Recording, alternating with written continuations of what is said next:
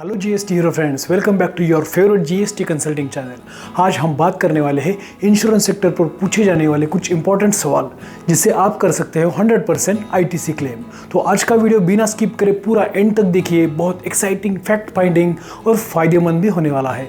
बस आगे बढ़ने से पहले आपका favourite GST hero YouTube channel subscribe कीजिए और वीडियो पसंद आया तो अपने टैक्स पेयर और टैक्स प्रोफेशनल दोस्तों को भी शेयर कीजिए, आपको बहुत सारी दुआएं मिलेगी। तो पहला सवाल, क्या हेल्थ इंश्योरेंस पर हम और तुम भी आईटीसी ले सकते हो?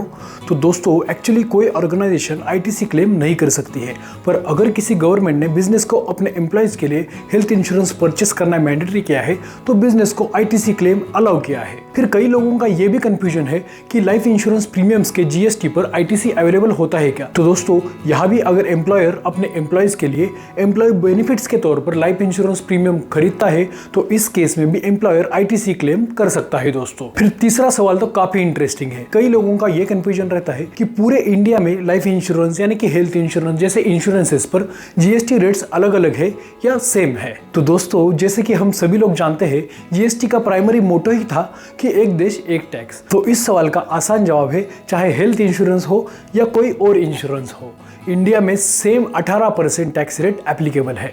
चाहे आप आसाम में हो या चाहे केरला में, आपको 18% जीएसटी पे करना ही पड़ेगा। फिर चौथा इंपॉर्टेंट सवाल यह है कि बिल्डिंग इंश्योरेंस और स्टाफ इंश्योरेंस के जीएसटी पर आईटीसी मिल सकता है क्या? तो दोस्तों, बिल्डिंग इंश्योरेंस पर तो हम सीधा आईटीसी क्लेम कर सकते हैं, उसमें कोई डाउट नहीं है, क्योंकि किसी बिजनेस की बिल्डिंग उसकी एसेट या लायबिलिटी होती है और उस पर हम कोई इंश्योरेंस परचेस करते हैं तो वो एक तरीके से बिजनेस एक्सपेंडिचर ही है। पर अगर बात स्टाफ इंश्योरेंस पर आती है तो फिर से वही रूल एक्टिवेट होता है। अगर गवर्नमेंट ने एम्प्लॉयर को अपने एम्प्लॉयज के लिए इंश्योरेंस सर्विस मैंडेटरी की होगी तो ही स्टाफ के हेल्थ या लाइफ इंश्योरेंस के परचेस पर आप आईटीसी क्लेम कर सकते हो। तो दोस्तों, एकदम क्लियर ना?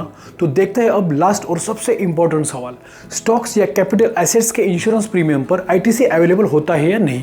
तो दोस्तों, इसका भी आसान जवाब है, बिल्कुल होता है, क्योंकि स्टॉक्स या कैपिटल एसेट्स को बिजनेस का एक्सपेंसेस ही माना जाता है, तो उनके इंश्योरेंस पर लॉस होने के बावजूद भी हम आईटीसी क्लेम कर सकते हैं दोस्तों। तो दोस्तों, ये थे इंश्योरेंस सेक्टर के 5 easy but confusing frequently asked questions, जिससे आपको पता चल गया होगा कि कौन से इंश्योरेंस पर आईटीसी क्लेम अवेलेबल होता है और कौन से में नहीं। पर सिर्फ आईटीसी अवेलेबल होने से कुछ नहीं होता दोस्तों, उसके लिए आपको कुछ चीजों का ध्यान रखना पड़ेगा और जीएसटी हीरो के हेल्प से आईटीसी क्लेम करना पड़ेगा, क्योंकि जीएसटी हीरो अपने आईटीसी रिकंसिलिएशन सॉफ्टवेयर से 100% आईटीसी पाने की सभी जरूरतें पूरी करता है, जैसे कि जीएसटीआर 2A और परचेस रिकॉर्ड्स का एक्यूरेट रिकंसिलिएशन, 5 मिनट्स में जीएसटी डिफॉल्टिंग सप्लायर्स का आइडेंटिफिकेशन, हर महीने का जीएसटीआर 2A इनवॉइस के लिए 100+ validation check points, 5 essential reconciliation reports, Tally और ईआरपी से इजी इंटीग्रेशन।